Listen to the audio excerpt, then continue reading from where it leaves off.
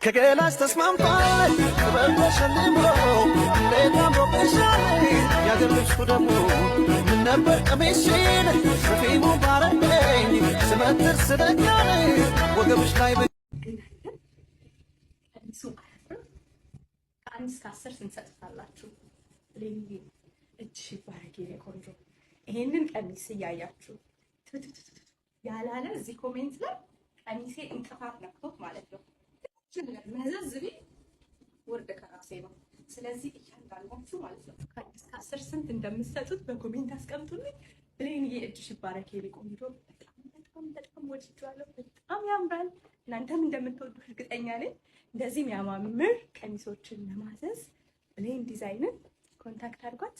ከቪዲዮ በታች አካውንቷን ሜንሽን አድርግላችኋለሁ።